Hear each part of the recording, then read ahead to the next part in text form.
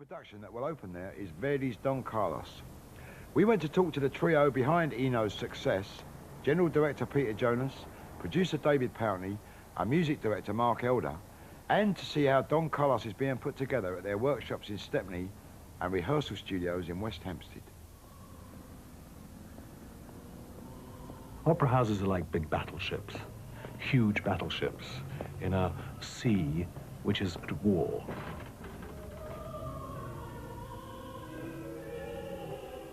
Very few opera companies can do real service to a piece like Don Carlos. ENO can, but it's got to bust its gut to do it.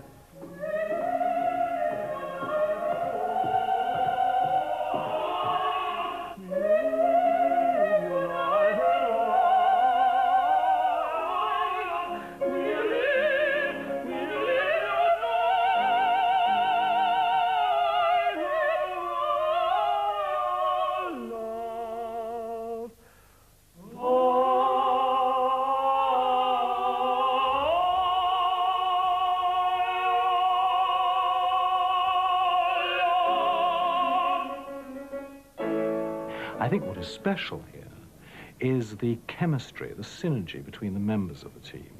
What I'm thrilled about in my, what will be in 1993 when I leave 9.5 years here, is that we've managed to assemble, together with Mark and David, a collection of people who work so well together in such harmony, but not the harmony that means every day is easy, but the harmony that has an abrasive coexistence of both manners, wit, different personalities.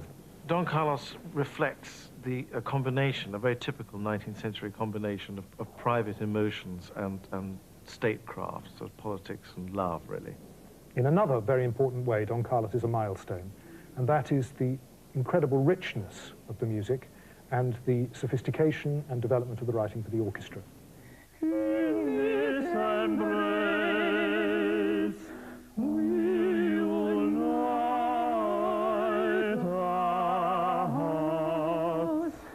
Of course, I know that some people say that there are a lot of people involved in opera, and opera is a very labor-intensive business, but it has always been thus.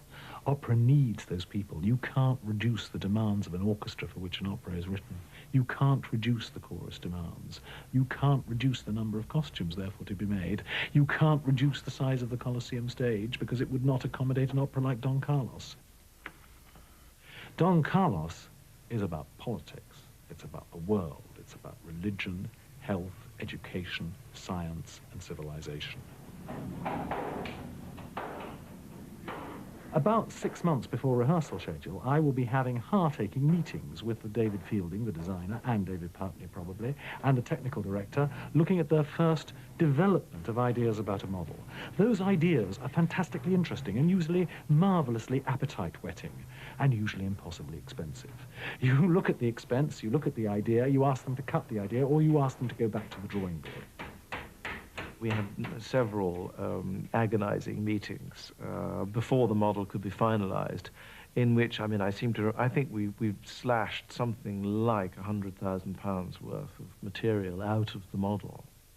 David and I arrived at the design ideas for Don Carlos essentially by seeking a very clean, clear, projected platform on which these gigantic figures thrash out their drama, but which also gave us the opportunity to include certain emotive background elements that help to color the emotional temperature of the various exchanges.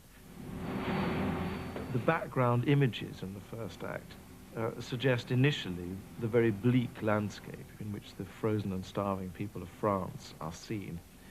And then this background changes to an intensely romantic image of a night sky with a comet blazing its way across. And also a stag appears. And the distant castle of Fontainebleau is seen in this starlit sky.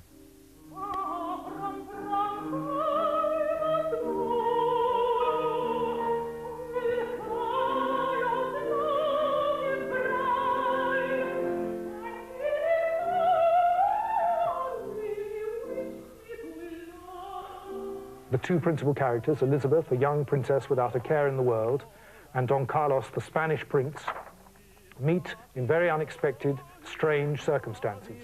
Of your love, I'm playing the part of Elizabeth de Valois, based on Isabelle de Valois. You know, we're in the 16th century, as you know, in France. Well, essentially, in the first act of Don Carlos, the Elizabeth that we meet is a young aristocratic girl who is out hunting. She's natural, she's obviously highly spirited, a young, highly pedigreed horse, prancing and full of high spirits. And she sings this very beautiful tune, which is later to assume a very considerable importance in the opera. This boundless joy, so fierce and sweet, it is mine.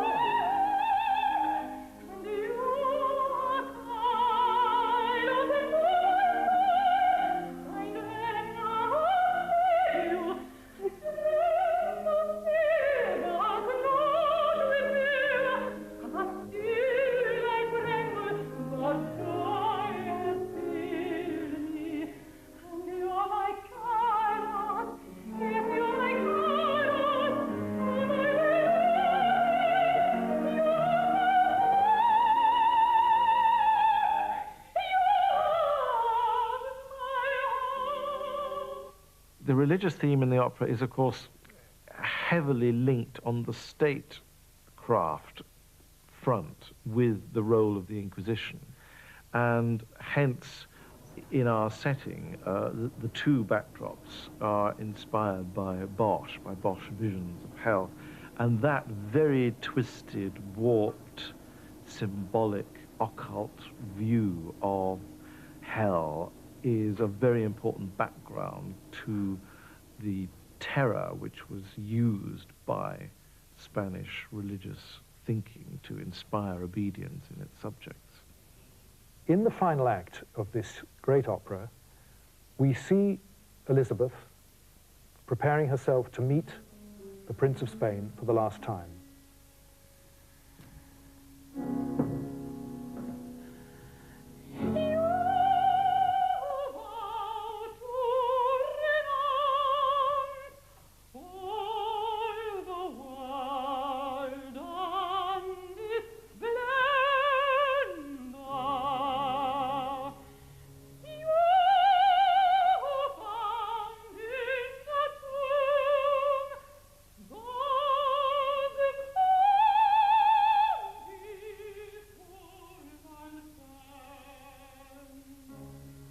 This impetuous and spontaneous young woman has had to put a kind of rod of iron through her soul, an iron rod of duty, you might say, and of obedience to God and her fate.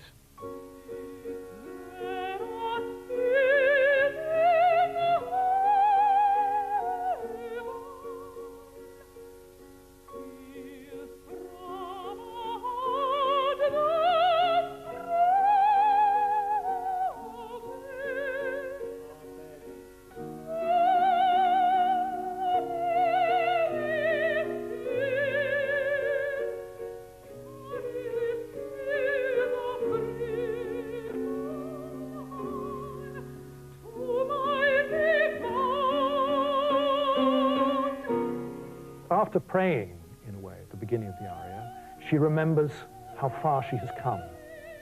She remembers the cloudless skies of France, where we first saw her at the beginning of the opera. And the music recalls, with a touching simplicity, that melody of happiness where she looked forward to a future with this young Carlos when she first met him.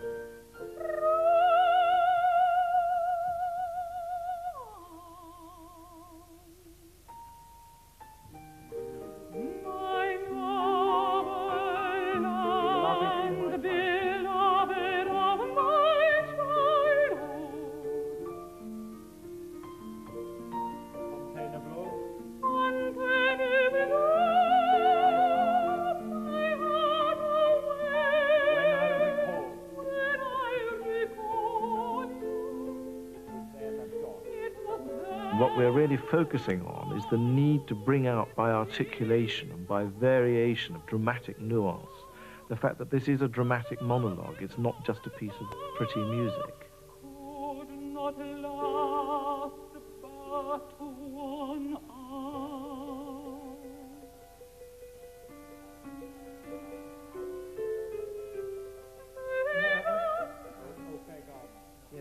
I feel it should begin like a sort of shiver. It should be cold. O fair gardens of Spain. So somber.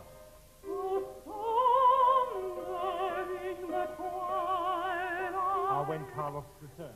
This is the first time I've sung the part in English, and I'm so used to singing it in Italian. Now that I'm singing it in English and to an English audience, and you really want to put over the drama. You're always looking at rarities, really, when you're looking at English people who have acquired the authentic ability to represent Italian music, and Ros is one of those, and she's the star for that reason. Well, Elizabeth is a very demanding role. It's very long. I mean, it starts at, what time does the performance start? It starts at 6:15, and it goes on to 11:15. Of course, I'm not on the whole time, but I do begin the opera, and I'm there at the end. I think it's precisely because it starts at 6:30 and lasts for 4 hours, and you get a fantastic money's worth of meaty issues examined in a very powerful way. That's the kind of thing that people are turning to opera for. And the streams, crystal fountains, and flowers.